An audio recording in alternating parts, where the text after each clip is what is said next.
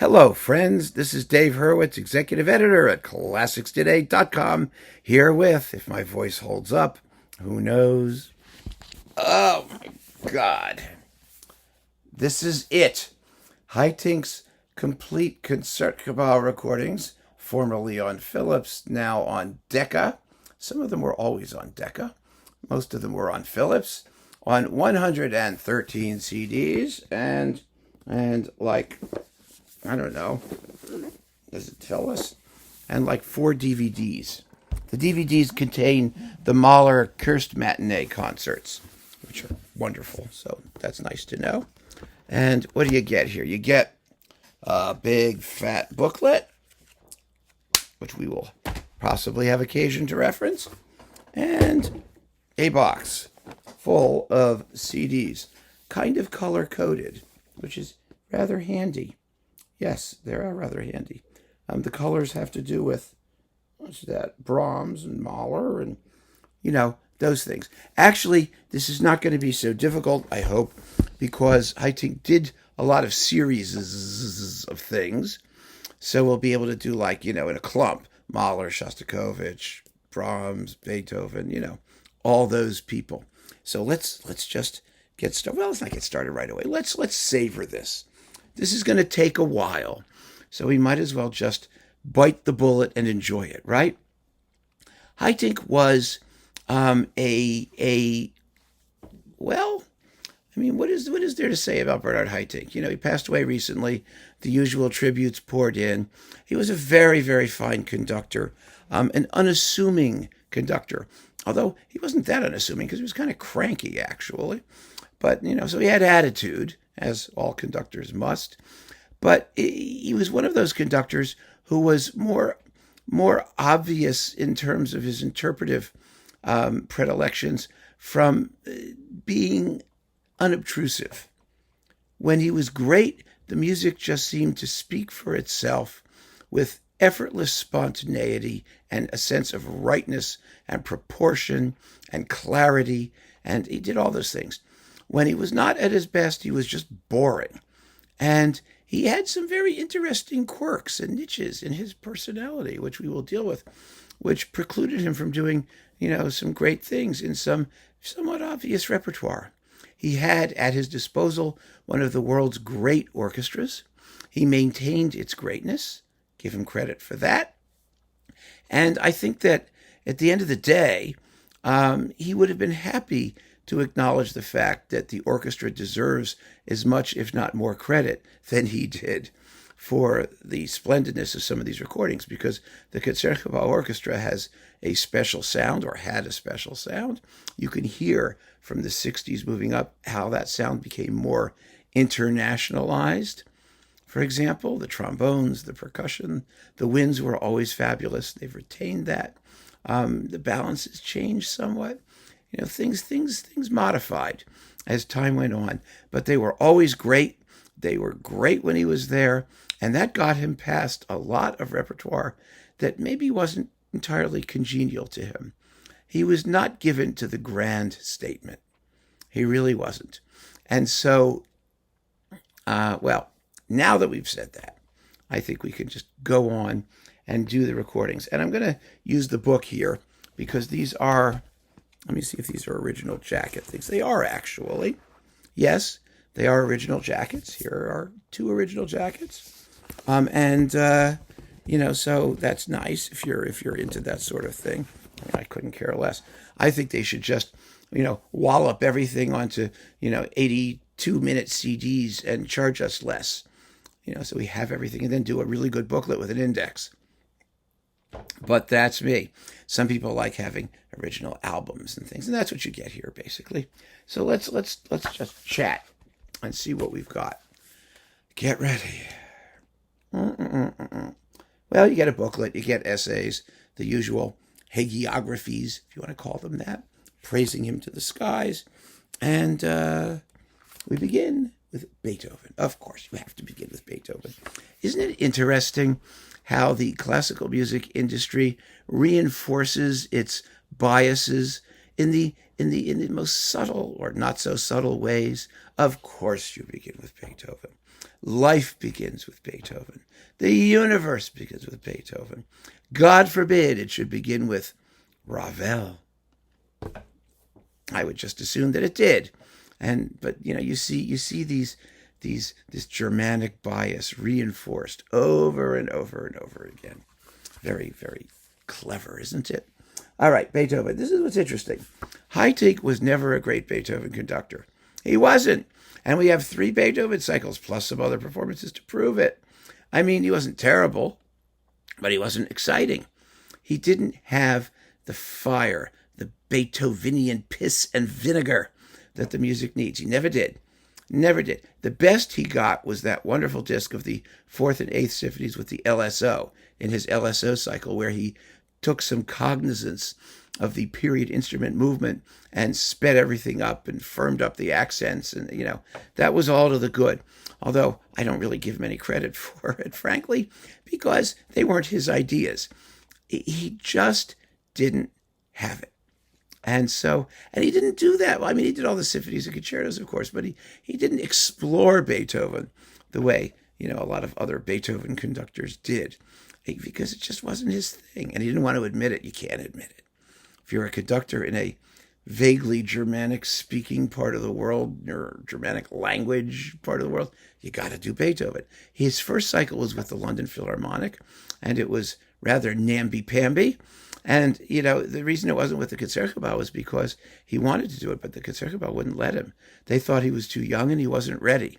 That was when he was sharing the job with Eugen Joachim, who got the Beethoven cycle. And he was terribly pissed, and I don't blame him. So he did it in London, and it sucked. And then he did a new one with the Concertgebouw, which wasn't bad. It's not bad. It's beautifully played, but it's a little bit on the dull side. And that's all we need to say about it.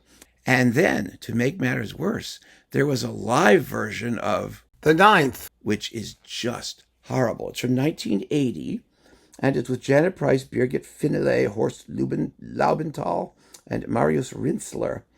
Oh my goodness, it's dreadful. And it was dreadfully recorded. It was an early digital, I think. And the sound sucked, and the performance is as flabby. I mean, wait a minute. I came prepared. Wait a minute, let me stick that there. That's the Kalas Tosca I'm using as a placeholder. There we go. It richly deserves the Scarlet Scarf of Shame. I remember when it came out. It was a 2-disc set on LP, and I thought, oh, this is so exciting. It's Haitink, it's the Concertgebouw, it's Beethoven's Ninth. And I put it on. I was in college. It was 1980, wasn't it? Yeah. I was in college in Baltimore. And we went to Record Masters in the Rotunda, the record store we all hung out in for classical stuff. They had a special classical annex. Anyway, we put it on, and we all were going to listen to it together. And we were like, oh my God, it's boring. Horrible, horrible, horrible. And so, the Scarlet Scarf of Shame for that Beethoven's Ninth. Haitink just didn't have it in him. I'm sorry, but he didn't. Anyway, so that's Beethoven.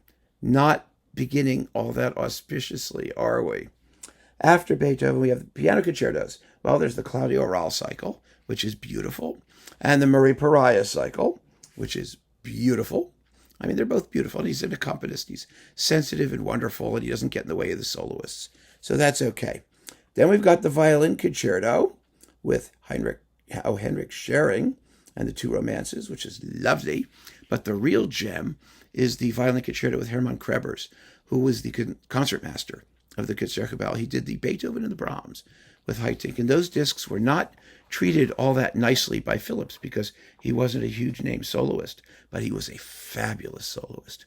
And what's more, these are big symphonic concertos. And there you've got, he's the concertmaster of the orchestra. He's clearly a virtuoso quality soloist.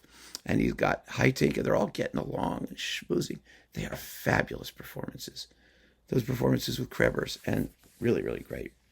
So, there we go. Then there is another Beethoven Eighth from 1962 with the 2 romances with Arthur Grumio playing the romances in 1960. It's okay. I mean, he did a lot of these. It's kind of remarkable. It was one of his Achilles heels. Okay, Mendelssohn, Fingal's Cave and the Italian Symphony. Nothing not to love. Beautiful, beautiful performances. A Midsummer Night's Dream, Overture and Incidental Music with Ray Woodland and Helen Watts. And women of the Groot Omroep Corps. Yes, whatever you call that in Dutch. Very, very fine. Yitzhak Perlman, the Mendelssohn and Bruck Violin Concerti. Look at that. Isn't that fun? So those are very nice. Were those licensed from EMI? I'll bet they were. I think they've licensed some stuff here. Yes, indeedy. I'm pretty sure. Index of Works. They have an Index of Works in order by composer? I thought they didn't. Okay, well, anyway. Haydn. Symphonies 96, 99, and Handel Fireworks Music. No. Nothing special there at all. No, no, no. All right, Schubert. Symphonies 5, 8, and the Great and the Rosamunde Incidental Music. Well, the best thing is the Rosamunde Incidental Music.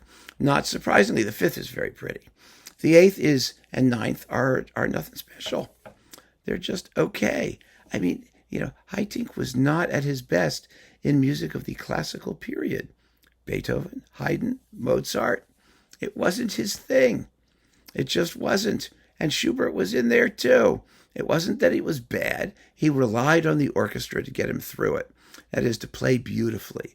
And they do play beautifully. But if you're looking for some kind of personality, something special, that extra spark or illumination, ain't there. Simply isn't there.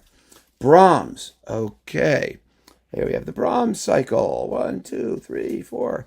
The Serenades and the 4th, and the Serenades, and the Violin Concerto with Schering, and then the Violin Concerto with Krebers, and the Double Concerto with Schering and Starker, and the Bruck Violin Concerto with Arthur Grumio. Well, that's on CD 28. Okay, so we're almost up to 30 CDs already. Great, we're moving, right? Haitink's Brahms was like his Beethoven. Pretty, very well played, but again, the spark isn't there. Now, I will say this. The Serenades are glorious. 2 of the greatest performances ever. See, Haitink was a guy who was always good when he was sort of the underdog, when his repertoire was the underdog. We'll see that with some of his Shostakovich performances, too. He could take a piece that everyone else trashed and make it sound like $1 million, or something that was supposed to be lesser, because he just had so much musical sensibility. The orchestra was so great, and he would just let it blossom. So his Brahms symphonies, okay, but not special. The Serenades, glorious. And the Violin Concertos, both with Schering and with Krebers, especially with Krebers, fabulous. And the Double Concerto is very good, too. So there you go.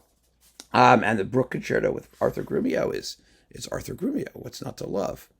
That's an early one, obviously. And the Double Concerto again with Perlman and Rostropovich. Yes, another licensed thing. Very good. Really very good. He's just accompanying.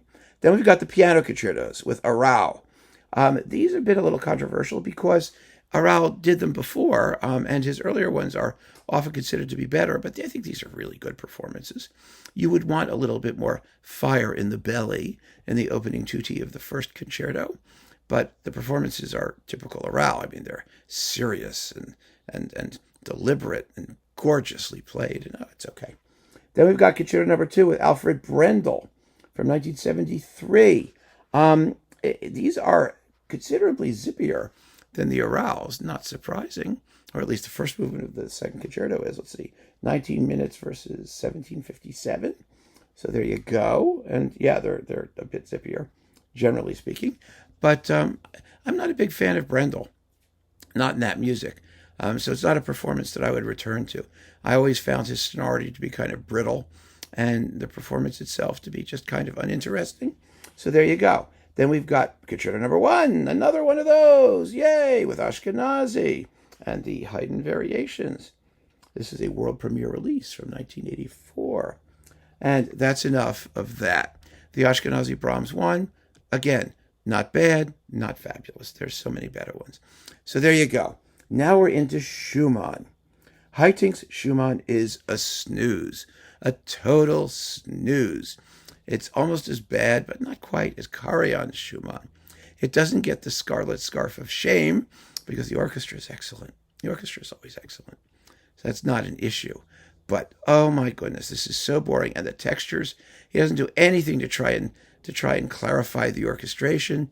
It's dense and it's dull. I saw him do the Schumann Second Symphony live. It almost killed me. It really did. It was one of the few concerts I ever walked out on. I did. The program was Dawn on the Moskva River by Mussorgsky, the Prelude to Kovanshchina. And then we had Shostakovich Sixth, which was fun. And the second half all by itself was Schumann 2. And talk about bad programming. Of course the Schumann had to be the second half because it was the German piece. And God forbid you should end in high spirits with lots of percussion and something that would bring the orchestra to its feet with a real rousing bang. No, it had to be Schumann 2 played with absolutely comatose seriousness. I left after the Adagio. I couldn't take it. Could not take it. All right. Anyway, Bruckner. Okay, here we go. Haitink was actually a very good Bruckner conductor. He really was. And this Bruckner cycle, well, there are a few duplicates in here, is really terrific. The third was the Ozer edition, the scherzo without the coda and whatnot, is wonderful. It's one of the great thirds. The fifth, I love this fifth.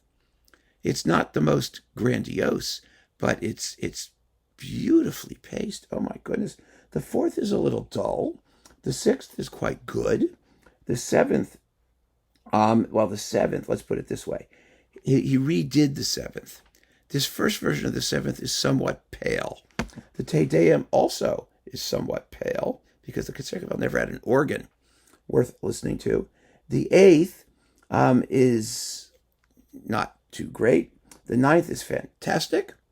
Then he redid the seventh from, what's the date on this one? They don't give you the date. 78, thank you. Just before the digital era. One of the great sevenths ever.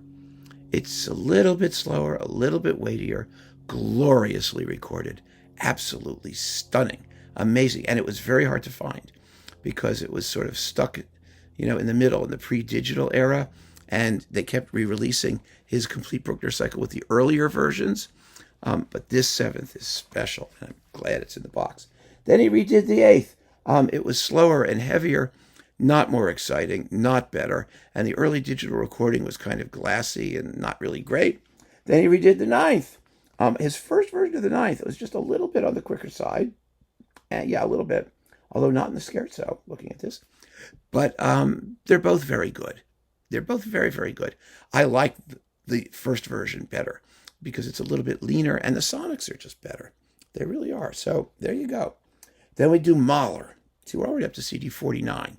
So we're moving. Mahler, well, he did two Mahler 1s and two Mahler 4s, and everything else was pretty straightforward.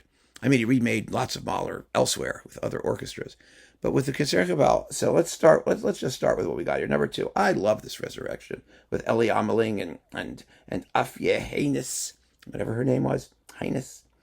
It's just a wonderful, it's a little bit underplayed maybe, but it's the orchestra at its best. The third also is stunning.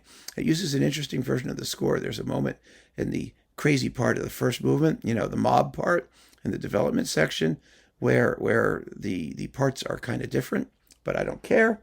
The first one has Ellie Ameling, which is lovely. It's a lovely performance. The fifth, it's a total snooze fest. The sixth, woefully underplayed. The seventh, fabulous. We remade the seventh too. But this analog one is just fabulous for the orchestra. Great orchestra, and he paces it well. It's thrilling. The eighth, it's not great. He was not, it's like, his other grandiose stuff. He wasn't temperamentally suited to the work, I believe. It has some gorgeous moments, but it's not a big enough performance. And there's no organ, of course. The ninth, I like his ninth very much. Again, it's a very sensitive and beautifully paced performance, wonderfully well played. The remake of the first is great. You get a rehearsal of Mahler 2 from 64, of movements 1 and 2, 14 minutes of it. That's exciting. He redid the fourth with Roberta Alexander. I prefer his first version. The remake of the Seventh was dismally recorded, slower and less interesting throughout. And then there's Das Lied von der Erde, which he only did once. Smart man, with Janet Baker and James King. Reference recording, absolutely stunning. Das Klagende Lied with Heather Harper, Norma Proctor, and Werner Holrig. I loved it. And you get the Wayfarer songs and the Kindertotenlieder with Hermann Prey, which are amazing performances, especially for Hermann Prey. I mean, Haitink's great, the orchestra's great, but Prey is just amazing in that music.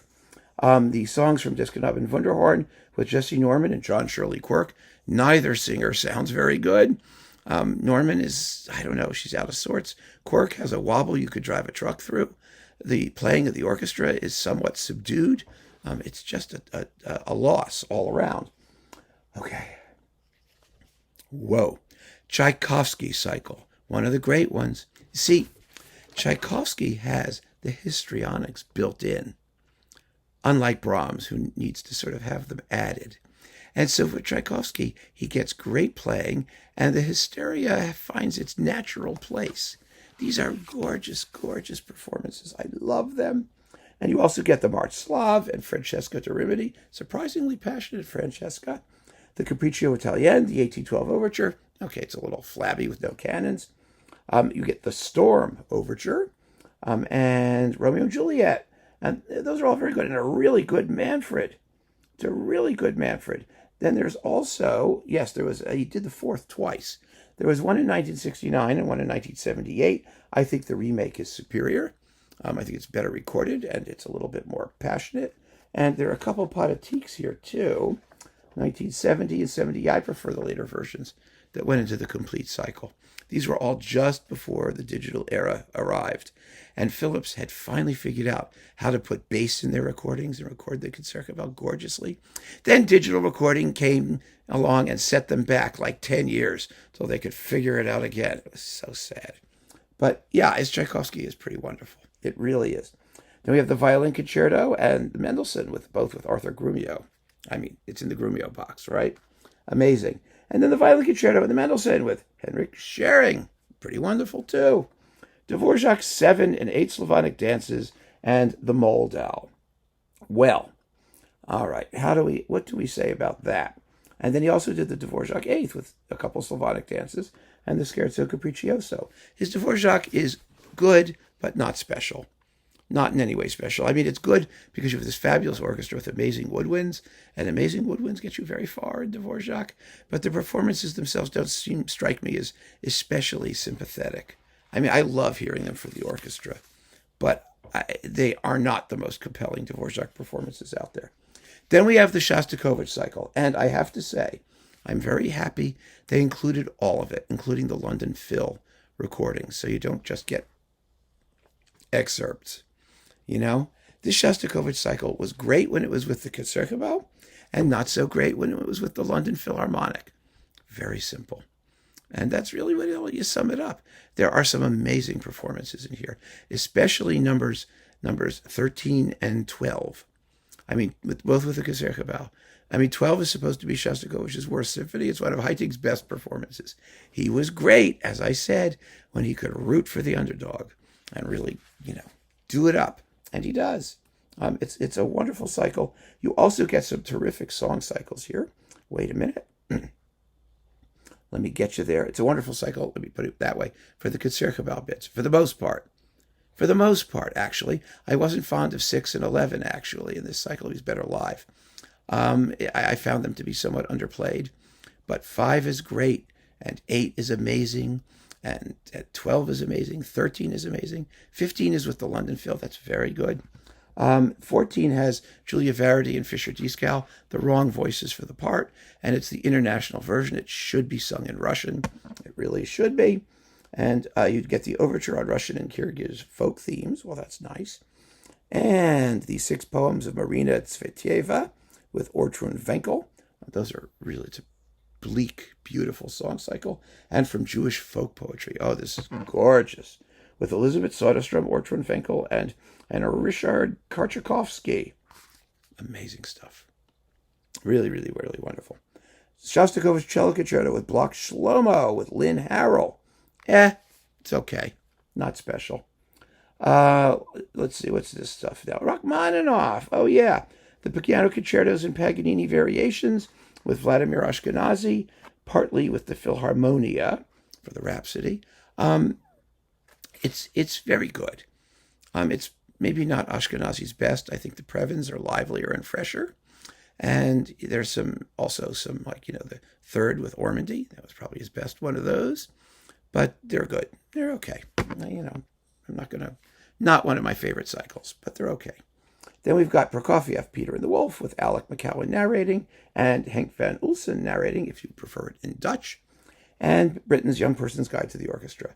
Who cares? Oh, goodness, CD 91. Mussorgsky, Pictures in an Exhibition, Saint-Saëns Danse Macabre with Hermann Krebers, and Berlioz, Roman Carnival, Benvenuto Cellini, Ruslan and Ludmila, Verdi La Forza del Destino, a grab bag.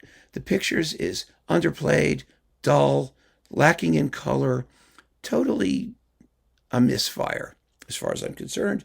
The other stuff is all very nice. I mean, the Saint-Saëns is very elegant. The Berlioz is delightful. The Glinka could be quicker, of course, but it's very well played. La Forza del Destino, what's not to love? But boy, that Pictures is a letdown. It's a total non-happening. Wow. Bizet, Symphony in C, Jeux d'Enfants, España. Fabulous. One of the great symphonies in C, absolutely. The other stuff is delicious. Wagner stuff. Meistersinger Prelude, Tristan and Isolde Prelude and Liebestod, Parsifal Prelude, Lohengrin Prelude Acts 1 and 2, the Siegfried Idyll. Not thrilling. It doesn't do it for me. It may do it for you. Again, how many great recordings of Wagner excerpts are there? And frankly, having a great orchestra only gets you so far. We need more compelling leadership from the podium. All right, Strauss, Richard Strauss, Zarathustra, one of the great ones. Don Juan, fabulous. All with Hermann Krebers, by the way. Don Quixote with Tibor de Machula and Klaus Boone and Theo Olaf. It's a wonderful Don Quixote with members of the orchestra doing their thing. The Four Last Songs with Gundula Janowitz live. Well, there's her Carillon recording, right? No one's going to beat that. Really. Ein Heldenleben with Krebers, one of the great ones, because it's so unpompous. I mean, it's pompous where it needs to be, but it isn't exaggeratedly pompous. It doesn't take itself too seriously, and the playing is amazing. An Alpine Symphony, well, this is a digital thing. As I recall, it's big and bloated and Alpine, but I find it a little bit dull. Death, Till, and another Don Juan, this one from 1982. Well, the earlier Don Juan is better because it's quicker. Death and Transfiguration is, I think, a little on the soggy side. Till, Eulenspiegel is good, but a little bit lacking in wisecracking, snidely, whatever parody. What can you do? Debussy. His Debussy is gorgeous. It really is. It's beautiful. These were always highly acclaimed recordings because you have an orchestra that's so fantastic. And he gets into the music. It's not the kind of music that requires him to emote and show grand personality. He's just there to do what the music wants. And he does. And it's wonderful. So you have the Image and the Scottish March and the Clarinet Rhapsody with George Peterson and the Danse Sacrée et Profane. I don't like that performance. Boy, the harp is thin sounding and sort of back in the mix. It's just, I don't know what happened there.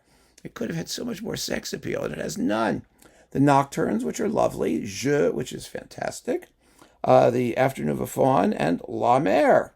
Now, these are mixed up from different discs that have been, recompiled here, thank goodness. So, yeah, I mean, you have original jackets, but the couplings aren't the same always.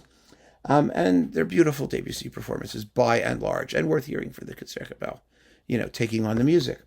Ravel, Daphnis and Chloe Suite No. 2, Pavane, Alborada del Gracioso, Rhapsody Espagnole. Ravel is also great, again, because the orchestra is great. And that's really fun. Then you get, let's see, the Minuet Antique, Le Tombeau de Couperin, gorgeous. Mother Goose, complete, a little bit pale sounding.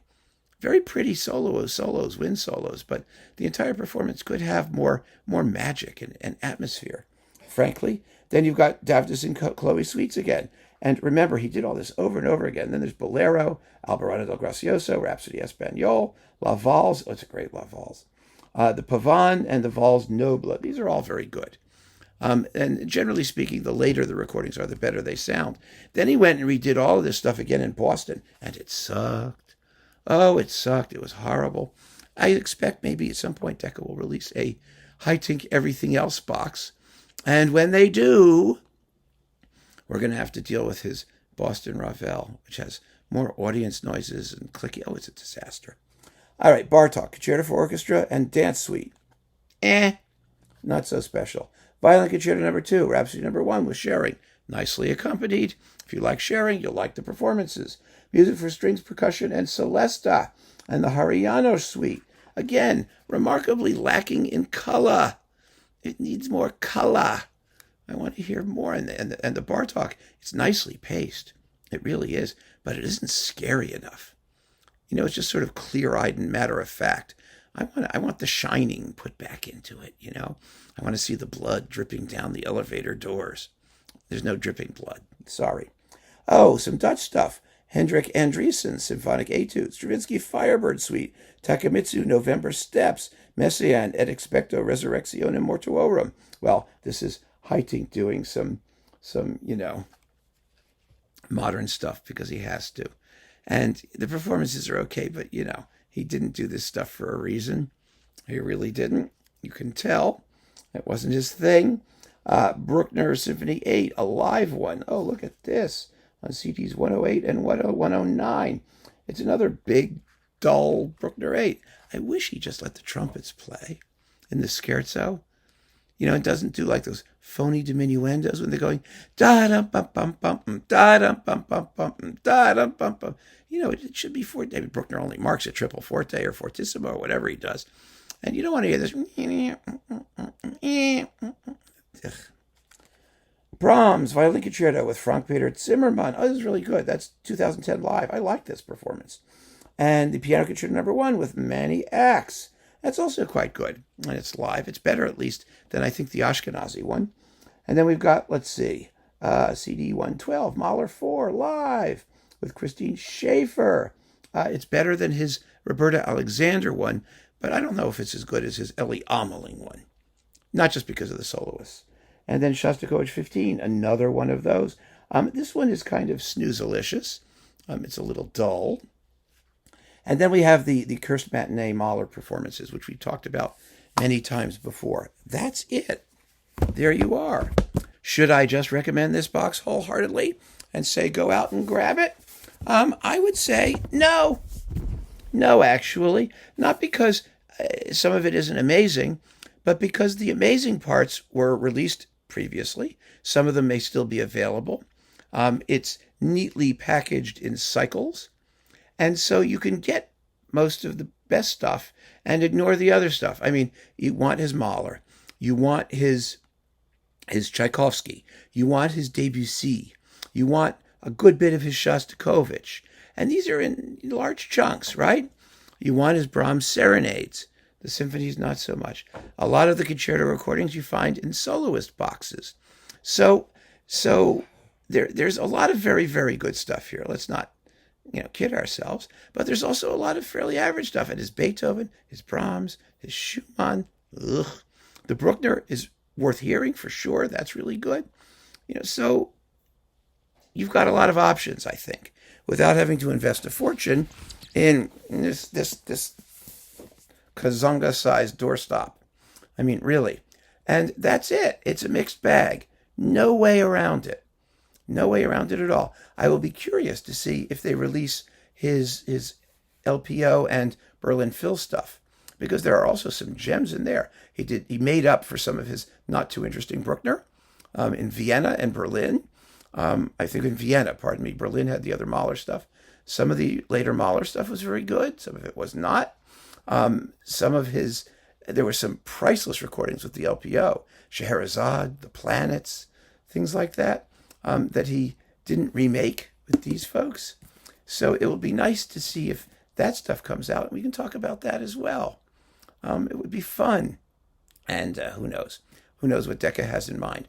All I can say is there's some hits and there's some misses, and you have a tough decision if you don't have the best of this in the earlier incarnations. If you do, don't worry about it. you're all set.